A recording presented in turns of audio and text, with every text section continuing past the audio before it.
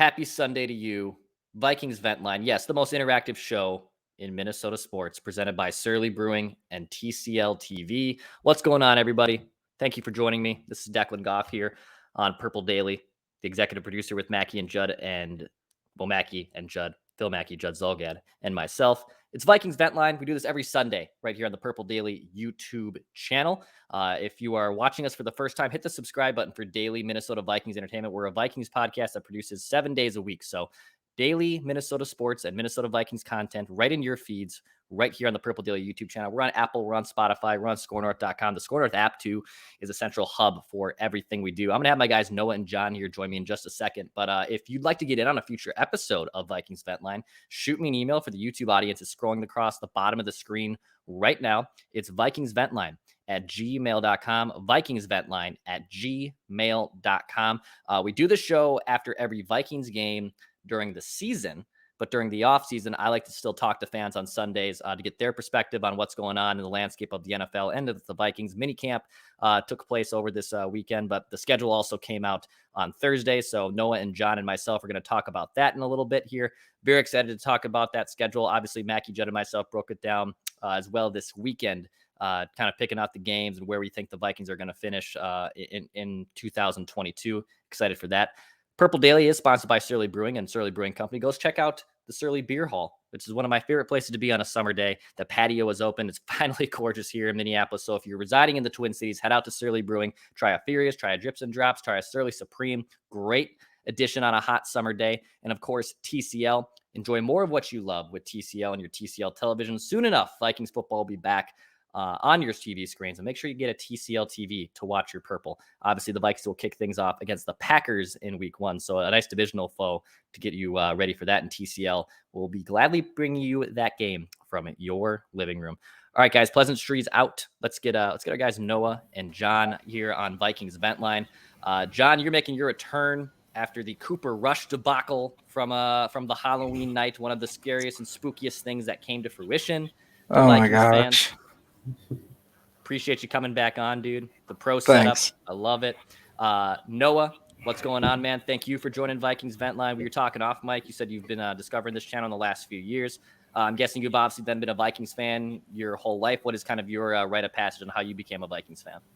So I was born into it. All the torture. Didn't really have a choice, but I love it because it's, despite all the heartbreak, it's the excitement and the entertainment is, can't really complain.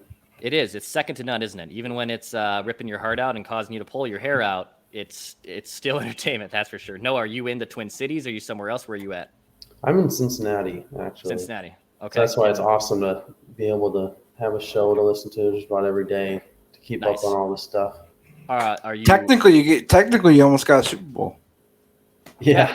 It's true. You did. Were you born in Minnesota, Noah, or were you born in Cincinnati?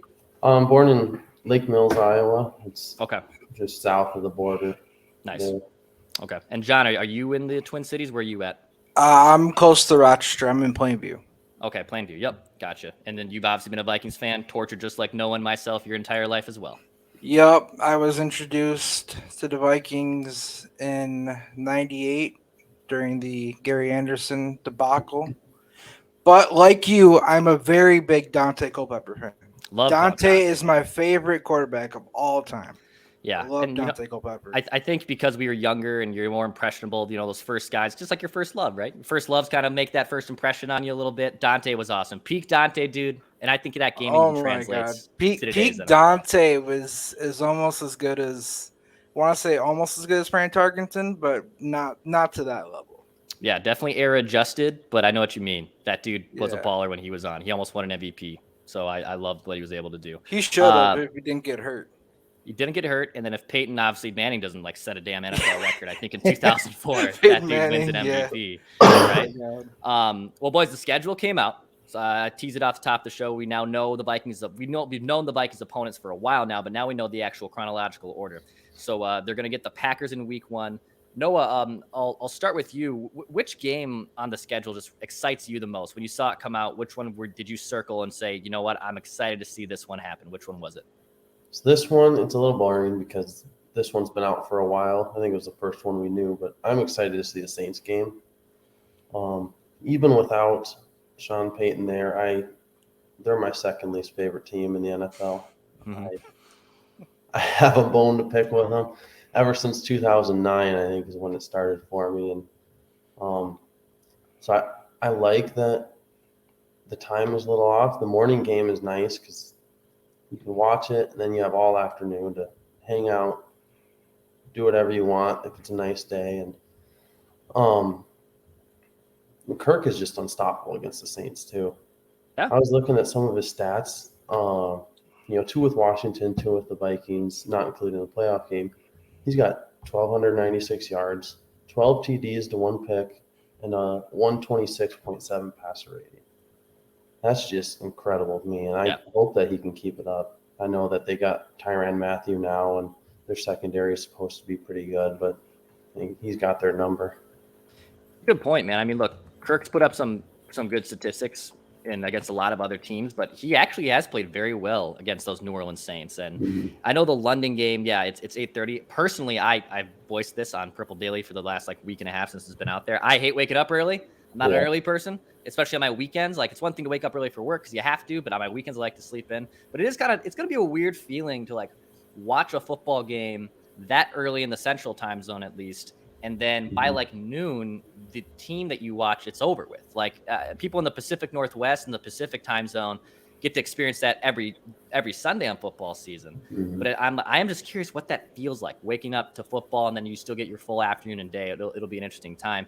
I agree. There's so many Vikings fans that loathe the New Orleans Saints, mostly going back to Bountygate in 2009, 2010. I understand that. And they love to beat up on the Saints. The playoff win was great. Both playoff wins, right? I know they got us in the NFC Championship game, but the Vikings have their number the last 2 playoff appearances against them. So I know a lot of Vikings fans would feel a lot of vindication if they give the New Orleans Saints an ass kicking in London of all places too. I think that'd be a lot of fun. John, what about you, man? What game are you most excited to see the Vikings play this season? So mine is, I think Mackie said this was his, but mine is the Bills. We finally get to see if the pick paid off. We get to see if JJ is better than Diggs. We get to see that competition, and I'm so excited for it. Because I honestly think Jefferson is better than Diggs. Diggs is amazing, don't get me wrong. But JJ's ceiling has not been touched yet. He can go so much higher. Plus, Dalvin Cook's brother got drafted to the Bills, if I'm not mistaken. Yes, he did. So we get to see both of the Cook brothers in action if he plays. I think that Bills game, I told Mackie and Judd this too on the initial thoughts, that's probably outside of going to Lambeau in December, which is going to be a tall task too. That's probably your toughest game just in general, right? Buffalo's legitimately a top 3 team, top 5 team in the NFL, however you want to spin it. Going to Buffalo's not fun. If that game was here, it's a different story. I still think the Vikings wouldn't be necessarily favored even if the game was at home because that's how good the Bills are. But going to Buffalo could be tough. You're also coming off it'll be the second of back-to-back road games. So you're in Washington the week before. Now you have to go to Buffalo and play Josh Allen on those Bills. But the intriguing factor that you brought up off the top there, that it's the Stephon Diggs reunion game, if you want to call it that, with the Vikings, since he got traded there after the 2019 season. And it's Jefferson versus Diggs. And which one's going to put up the more explosive game? I think both you guys there have brought up good points that there's a lot of Vikings fans that have probably circled those 2 games, the Saints games and the Bills game, the Saints game being a little bit more for pomp and circumstance. It's in London, but also there's still a hatred and rivalry between those 2 teams. And then we get to see Diggs and Jefferson kind of go toe to toe against one another. And I'm going to see who's going to be the last one standing. John, do you think that the Vikings could get a win in Buffalo? Honestly, yes. And here's the thing. It would be awesome if it was in US Bank, but I want it in Buffalo. I want no excuses. I want no excuses for the Bills. Just because they're home and they got Von Miller, I want no excuses from the Bills when we get that W. Hell yeah. I mean, and honestly, I think we're going to be a playoff contender this year. I did the schedule. Mm-hmm. I have us being the 5th seed. Okay. Yeah. So I have high hopes for the Vikings this year. Yeah, I picked them for 10 wins when we did on 4-Question Friday for the initial one. I have them at 10. And yeah, that should probably give Just them a got done wild card watching berth. it. Nice. Yeah, I think it's a 10-win team. Noah, what do you think, man? When you saw the schedule too, what were your kind of initial thoughts where they could finish in a win total for 2022? There are so many games for me that are just up in the air and unpredictable. I feel like most years I can look at it and think, obviously I'm way wrong all the time, but I feel a little more confident most years saying, okay, I think we can beat these guys. We'll probably lose here. But like you were saying, the Bills game seems like the toughest. The Pats game seems like a pretty tough one, even though it's home. Then even games like at the Lions, maybe even at the Bears, unfortunately. A lot of games I just don't know. So I think my prediction for them is like 9-8, maybe 10-7, sneak in as a 7 seed. It just seems like a very Vikings thing to do, to get a new coach and everything. Everyone's excited and just barely improve, give us just enough to not complain, but still want more. Yeah, it's you kind of laid out like that classic Vikings, like not fear, but dilemma where they could have to go in that Chicago game at the end of the season. The Bears shouldn't be that much of a threat at that point. I don't think the Bears are going to be good this year, but it'd be very classic Vikings to have to go into Soldier Field in early January with playoffs on the line because they haven't wrapped things up yet and something disastrous potentially could go wrong. And Soldier Field, even though they've gotten wins there, I think in back-to-back seasons now, not an easy place to play, especially in January, especially in the cold. That could be a disastrous situation. Kind of transitioning, John, I'll go to you here for a second. What part of the schedule kind of scares you a little bit, or do you have pause or fear a little bit on that schedule? Is there part of it that you look at, you're like, oh God, this could be disastrous? What do you think? Well, to me, the most disastrous one is the Washington Commanders. That's the biggest trap game we got. Kirk going back to Washington. I have with Kirk Cousins being Kirk Cousins, and Kirk haters gonna hate me. Kirk is gonna fold in Washington. He's just that I have that feeling. And here's another thing that scares me. We're going against a lot of top drafted rookies this year. We're going against Sauce Gardner with the Jets, Kayvon Thibodeau with the Giants, and then my favorite pick of the whole draft, Aiden Hutchinson with the Detroit Lions. He scares me. I have not seen a pass rusher that good. I watched him all year last year. He scares me. So the scariest game I got is the Commanders, but the scariest person we're going to be facing is between Sauce Gardner and Aiden Hutchinson. Nice. Yeah. There was a lot. There wasn't like that bona fide quarterback stud in this rookie class, but there's a lot of talent, a lot of talented players, and a lot of playmakers that could potentially haunt you. I know some Vikings fans didn't like those trades with the Lions and then the Packers on day 1 and 2 of the draft. Because honestly, now that I think of it, I wasn't too mad with it. We got Lewis Seen. We got Andrew Booth with a steal of a pick. Like he should have gone first round. But the way the Vikings went at it, I see it kind of as like a Moneyball sort of situation. It was more statistical. They weren't going for big names. Like we had how many chances to get Nakobe Dean? Like so, three. A lot of people did. Like I think it's a whole Moneyball situation. Yeah, there's definitely a method to Kwesi's magic there, and it might pay off well. It might blow up terribly in his face, but he's a smart dude that has a quantitative way of how he wanted to approach the draft, and we'll kind of see if it all works out for him. I have questions. I guess I'm not swayed one way or the other. It's just kind of like it's a wait and see moment with me in that draft class and just see how big of an impact. But I think to your point, Seen and Booth are probably the two dudes that make the biggest impact on day 1 and 2. From day 1 and 2 into this season. So I'm curious on what it goes there. Noah, I know you kind of said it in the Bears that could be a disaster, but is there any other part of the schedule that you saw that kind of freaks you out too? So I'm going on the other side of the bye with the Dolphins game. Yeah. And that scares the heck out of me because they've got Hill and Waddle who are going to run all over. And if Booth and Seen have trouble adjusting, maybe they're not quite there yet at week 5, I think. And we're going to have a real tough time covering them. They've got a good pass defense, and it just seems like another trap game. We're thinking, okay, the Dolphins, they're not too good, right? But they're solid. Yeah.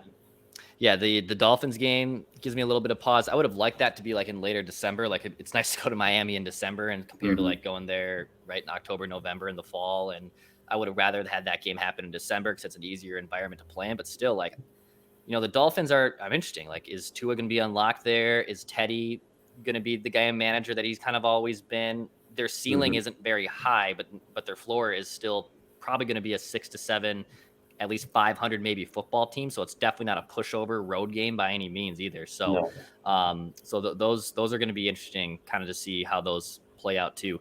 Guys, what are your expectations? I think for the Vikings, we've gone through the free agency period. The draft class is now set. Mini camps and getting players in the field is going to be coming up here before we know it. John, I'll start with you. What are your expectations for the Vikings this season? My expectations are, like I said, playoff contenders. We need to be playoff contenders this year. We haven't been playoff contenders for what, 4 years now? It's getting ridiculous. And I'm gonna say it into. We need to sign J.C. Treader. We cannot trust Garrett Bradbury to be our center. He gets forklifted every time he's on the line. Like, we need somebody that's solid at center.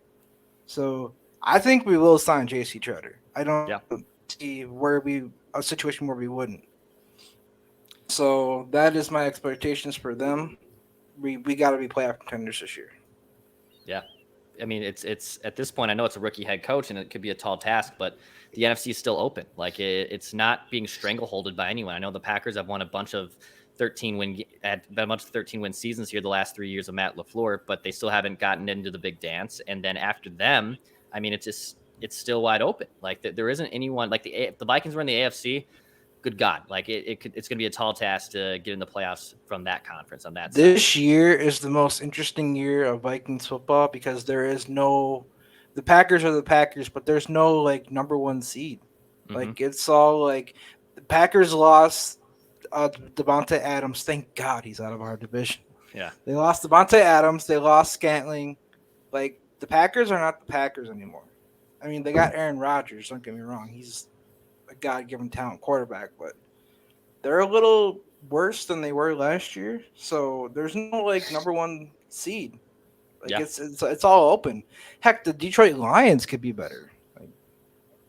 No, what do you think, Manny? Do you think the NFC is still kind of also wide open for the Vikings? Absolutely. Yeah, I think there's a lot of hate, based on Kirk against the team I won't name. But he's 7-8-1 against them. I think something like that. Kirk does pretty well against them, and I think it's just kind of the rest of them. The Vikings always lose a few games throughout the season that they shouldn't, and Green Bay doesn't. They don't lose those games. So I'm hoping that Stefanski can not Stefanski. Oh, my goodness. Kevin O'Connell? O'Connell, yeah, different Kevin. O'Connell can get rid of that. Yeah. And kind of help the Vikings win the games they should, and then maybe surprise a few teams. Absolutely. Yeah, I'm with you, both of you, that the NFC's open, and if everything goes right, this team stays healthy, and Kevin O'Connell is who he is, then the Vikings should hopefully pop back up soon. You don't want to get too ahead of our skis, and Vikings fans were kind of prone to being disappointed. So definitely don't want to try to build it up too much, but it's optimism. It's fun. It's exciting time. They had a new head coach, and they're turning a new leaf, and the Zimmer and Spielman era is done. Let's see what this era can do instead. John, you said you had a mock. Did you do a mock draft already for 2023? Yeah. So I have CJ Stroud going to the Texans at number 1. Okay. Bryce Young going to the Detroit Lions at 3. And then it's interesting. My favorite quarterback of the draft, Anthony Richardson, is still on the board at our pick. And here's the interesting part. We're the 19th pick. Okay. No trade. Nothing. So obviously there's 7 seeds in both divisions. So we're obviously a playoff contender. Yeah. So I chose Anthony Richardson as our quarterback. He is a smaller version of like Cam Newton, Dante Culpepper sort of thing. He can run, throw the ball. And Spencer Rattler goes all the way to number 26. I love it. I love the mock draft. It was a crazy mock draft. I mean, Spencer Rattler is a good quarterback. I don't see him going down that far. But Anthony Richardson, that's like a Malik Willis sort of player. So high ceiling. it's Yeah, exciting. that could be awesome, dude. And I love that the mock draft. I know some people get absolutely so sick of them and get tired of them by the time I the draft love goes doing around. it early because then you can see how far we dropped or how Yeah. much we've gone further. Like, Right. Yeah, it's such an intriguing community to me. I think it's pretty funny. The quarterback, okay, quarterback. I mean, they should be in line no matter where they finish, whether they're a we playoff need to team get a or quarterback, and if we need to trade up to get one, we need yeah. to. We need. I mean, I like Kirk Cousins. Don't get me wrong, but I don't like him that much. Yeah. I would like to see them develop that next guy, and I bet it comes from We from the can't draft be afraid next of year. the Christian Ponder thing, like That's right. Judd says all the time. We got to break that curse. Yep, you got to take your chance. Yeah, I agree. I think it brings excitement to the fan base too. Like you said, it could be a Christian Ponder, but you know, And if it is like you said, the excitement of a quarterback being drafted by the Vikings. Like, Hell yeah. Take a risk. I was hoping they'd just take a stab at Malik Willis this year, but I guess I didn't want them O'Connell to. doesn't see it, then I trust him. I didn't want them to take Malik Willis. I like the talent, but we don't need that right now. What we needed was defensive help, and that's what we got. Yeah, they prioritized that, and they hopefully found some impact players in the scene and Andrew Booth there. And Lewis Seen is a Harrison Smith, but faster. He's 2.0. He's literally the next coming of Harrison. I'm so excited to see him play after Harrison leaves. Yep. Yeah. Like, him getting to learn from him too, which should be fun to watch. And faster, stronger, younger. We get another Harrison Smith. Hell yeah. Replace one with the other. I love it. Exactly. Guys, before we wrap, Noah, I'll start with you. Any last Vikings takes? Anyone you want to shout out here before we wrap things up on Vikings Vent Line? So I kind of have a sort of a hot take that I think Mond isn't it. And there's still time, but the reason I think he probably isn't it is we haven't heard much about him. And I think if Kirk Cousins has a good backup quarterback, you're going to hear about it because he's not going to be happy. And he's not going to really want that guy around. As a lot of good quarterbacks don't. You know, Tom Brady hanging on to Brian Hoyer. He doesn't want Jimmy G crowding him. And so I think we'd hear more, but we'll see this offseason. And then maybe just give a quick shout-outs to my dad up in Duluth, stepmom Julie, my brother Ben and his family in Orinoco, and then my younger brother Gabe's at Bethel here actually. He's cool. Throwing discus and shot put at nationals here in a few weeks, and wife Allie and my kids here. So just got awesome, man. Say love hi the to family everyone. affair. Family affair. I love it. John, what about you, man? Any last takes or anyone you want to shout out here before we wrap? Yeah, I have a reckless speculation to do. I love it. I think so. I did this. I played Madden 22 a lot. I did a trade where we got Alexander Madison for offensive lineman in a trade. Oh, interesting. Okay. I did Lincoln Tomlinson, even though he's 29, for Alexander Madison in the third round. I love it. Okay. We don't need. I mean, Madison is awesome, but I think we're going into the future anyway because Casey's going to use Dalvin Cook any way possible. But we got Kene Nwangu, and we drafted Ty Chandler, which I watched Ty Chandler too. He's going to be amazing this year. And I'd like to give a shout out to my family. They deal with me, listening to you guys all the time. My sister, she's a Packers fan. We fight and butt heads all the time. So, yeah, it's funny watching all these family affairs and all these people that come on Vikings Vent Line and tell us like, oh yeah, my girlfriend or my spouse or my brother or my dad, like they have to hear you guys too. Like it's like we're part of your families as well. So, and we appreciate you guys being a part of the Purple Daily family. And we all just want to see the Vikings win a Super Bowl before we die, right? Like that's the end goal here. For God's sakes, just let's see one. Let's break that 70s curse. God, no kidding. Or just a Minnesota sports curse. The Wild are done. They're disappointed again. So someone's got to do it. Wild and Timberwolves. Do it. And the Wolves, yes. And the Twins, who God knows what's going to happen with them. So I haven't watched them in years. Yeah. Not missing much. They're going to make it to the playoffs and lose to the Yankees. I swear that happens every year. Happens every year. Isn't that how it usually happens? 18 consecutive playoff losses. Not fun. I missed the Torrey Hunter, Corey Koski. I missed that Twins. Yeah, those were some great Twins teams. Noah, Noah, John, thanks for coming on, guys. Appreciate you supporting Purple Daily and coming on Vikings Vent Line. Let's get you guys on again soon. Would love to talk to you guys. As we wrap too, if you'd like to get on a future episode, if you're watching this or listening to this, hit me up. It's vikingsventline@gmail.com. I'd love to hear from other Vikings fans with this show every Sunday. It's a daily Minnesota sports entertainment podcast, 7 days a week. Hit the subscribe button. We'll be talking to you guys on Monday.